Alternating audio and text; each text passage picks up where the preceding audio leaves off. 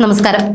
ഒരു കാലത്ത് കൃത്യമായി പറഞ്ഞാൽ UDF ഭരണത്തിന്റെ അവസാന കാലഘട്ടത്തിൽ, അതായത് LDF ഭരണം നേടി അധികാരത്തിലേക്ക് വരുന്നതിന്റെ തൊട്ട് മുന്നോടിയായി ഇലക്ഷൻ കരുവായി സരിത നായർ എന്ന അവതാരപ്പിറവി കേരള രാഷ്ട്രീയത്തിലേക്ക് ഇടുത്തിയായി പെയ്തിറങ്ങിയപ്പോൾ സരിതയുടെ ആരോപണ ശരങ്ങൾ ഏൽക്കാത്തവരായി UDF-ൽ നേതാക്കന്മാരാരും തന്നെ ഇല്ലായിരുന്നു എന്ന സ്ഥിതി വിശേഷമായിരുന്നു. ഉമ്മൻചാണ്ടി, ജോസ് കെ മാണി, KC വേണുഗോപാൽ, അബ്ദുള്ളക്കുട്ടി, സ്മാർത്ത വിചാരം പോലെ സരിതയുടെ പീഡന ലിസ്റ്റ് അങ്ങനെ നീണ്ടു വന്നപ്പോൾ കേരളം നടുങ്ങി.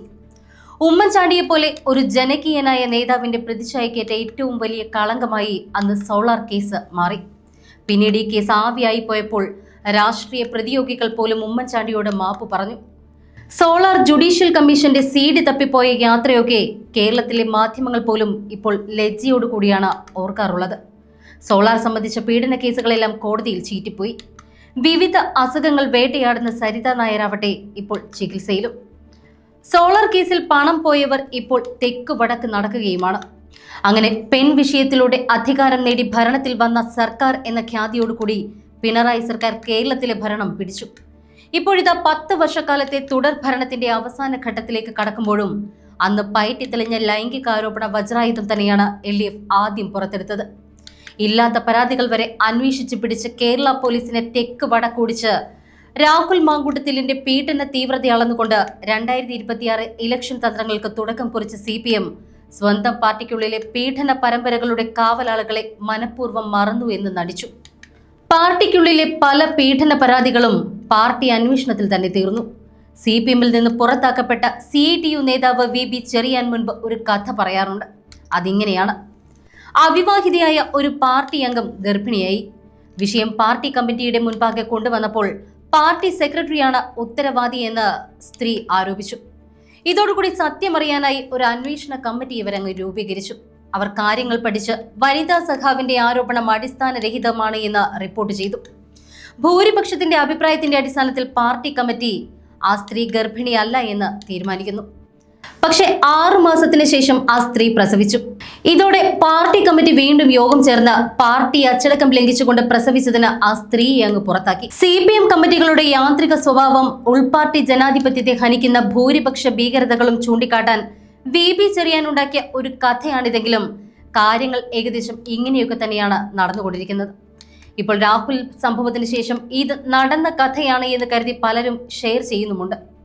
പിണറായി സർക്കാർ വന്നിട്ട് 10 മാസം പിന്നിടുമ്പോഴാണ് മന്ത്രിയും NCP നേതാവുമായ AK ശശീന്ദ്രനെതിരെ ലൈംഗിക അപവാദ ആരോപണമുയരുന്നത്. അയ്യോ എന്റെ പൂച്ചക്കുട്ടി എവിടെയെന്ന് ചോദിച്ച് അശ്ലീല സംഭാഷണം നടത്തുന്ന ശശീന്ദ്രന്റെ വാക്കുകൾ കുറെ കാലം ട്രോളായി നിറഞ്ഞു.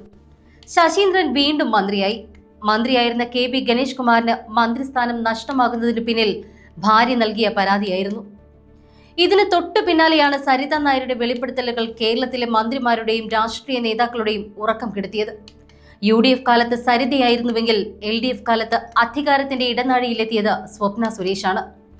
മുഖ്യമന്ത്രിയുടെ പ്രിൻസിപ്പൽ സെക്രട്ടറി ശിവശങ്കർ IAS-മായി അടുത്ത ബന്ധം പുലർത്തിയ സ്വപ്നയുടെ വെളിപ്പെടുത്തലുകളിൽ കേരളം നടുങ്ങി. ഒരു കാലത്ത് സരിതയുടെ ബോംബിനായി ചാനലുകൾ കാത്തിരുന്നത് പോലെ സ്വപ്നയുടെ വാക്കുകളും ചാനൽ മണിക്കൂറുകളോളം എയർ ചെയ്തു. ശിവശങ്കർ ജയിലിലായി. അന്ന് സ്പീക്കറായിരുന്ന CPM നേതാവ് ശ്രീരാമകൃഷ്ണൻ മദ്യപിച്ച് അശ്ലീല മെസ്സേജുകൾ അയച്ചതും ധനമന്ത്രി തോമസ് ഐസക് മൂന്നാറിലേക്ക് ക്ഷണിച്ചതും അടക്കമുള്ള നിരവധി കഥകൾ നാം കേട്ടു.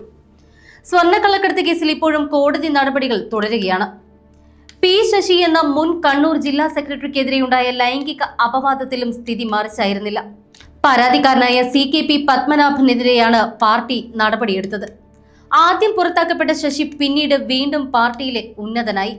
നായനാർ സർക്കാരിന്റെ കാലത്ത് ഐസ്ക്രീം പാർലർ കേസ് ഒത്തുതീർപ്പാക്കി എന്ന ആരോപണമുയർന്ന P ശശി വീണ്ടും പിണറായി വിജയന്റെ പൊളിറ്റിക്കൽ സെക്രട്ടറിയായി. അതുപോലെ സഹപ്രവർത്തകയോട് മോശമായി പെരുമാറിയെന്ന ആരോപണമുയർന്ന PK ശശി MLA-ക്കെതിരെയും പാർട്ടി അന്വേഷണം മാത്രമാണ് ഉണ്ടായത്. VB ചെറിയാൻ പറയുന്നത് പോലെ പാർട്ടി ഗർഭമില്ല എന്ന് പറഞ്ഞാൽ അങ്ങനെയെന്ന് തന്നെയാണ് ലൈൻ. മന്ത്രിയായിരിക്കെ CPM നേതാവ് കടകംപള്ളി സുരേന്ദ്രനും ഫോൺ വിവാദത്തിൽപ്പെട്ടു. നേരത്തെ CPM വിഭാഗീയത കത്തി നിന്നൊരു സമയത്ത് പാർട്ടി ഓഫീസിൽ ഒളിക്യാമറ വെച്ച് ഗോപി കോട്ടമുറിക്കൽ എന്ന നേതാവിന്റെ വിവാഹേതര ബന്ധങ്ങൾ കണ്ടെത്തിയതുപോലെയുള്ള മഹത്തായ സംഭവങ്ങളും CPM-ൽ നടന്നു. നേരത്തെ നടന്ന കിളിരൂർ, കവിയൂർ, വിതുര കേസുകളിലും രാഷ്ട്രീയ ബന്ധങ്ങൾ ആരോപിക്കപ്പെട്ടുവെങ്കിലും നേതാക്കൾ ആരും തന്നെ ഈ കേസിൽ പ്രതിയായില്ല. ആ VIP ആര് എന്ന VSന്റെ ചോദ്യം ക്രമേണ അലിഞ്ഞില്ലാതെയായി. ഏറ്റവും ഒടുവിലായി ഹേമ കമ്മിറ്റി റിപ്പോർട്ട് പുറത്തു വന്നതിനെ തുടർന്ന് നടനും കൊല്ലം MLAയുമായ മുകേഷിനെതിരെയും പീഡനാരോപണം വന്നു. MLA സ്ഥാനം രാജിവെക്കേണ്ട എന്നായിരുന്നു അപ്പോൾ CPM എടുത്ത നിലപാട്. അതേ പാർട്ടി തന്നെയാണ് പിന്നീട് രാഹുൽ മാങ്കൂട്ടത്തിനെതിരെ മുറവിളി കൂട്ടിയതും. എന്നാൽ എതിർ പാർട്ടിയിലെ നേതാക്കന്മാരുടെ കൂട്ടത്തിൽ കൊള്ളാവുന്ന ചെറുപ്പക്കാർ ഉയർന്നു വന്നാൽ അവരെ ഏതെങ്കിലും രീതിയിൽ വല്ല പെണ്ണ് കേസിലോ ഗർഭ കേസിലോ കുടുക്കി നാറ്റിക്കുകയാണ് വേണ്ടത് എന്ന കുമാരപിള്ള സാറിന്റെ ആ പാർട്ടി ക്ലാസ്സിലാണ് നാം ഇപ്പോഴും നിൽക്കുന്നത്. അതിന്റെ ഉദാഹരണമാണ് ഇത്രയും പീഡനാരോപണങ്ങൾ വ്യക്തമായി ഉന്നയിക്കപ്പെട്ട കടകംപള്ളി സുരേന്ദ്രൻ കഴക്കൂട്ടത്ത് സ്ഥാനാർത്ഥിയായതും.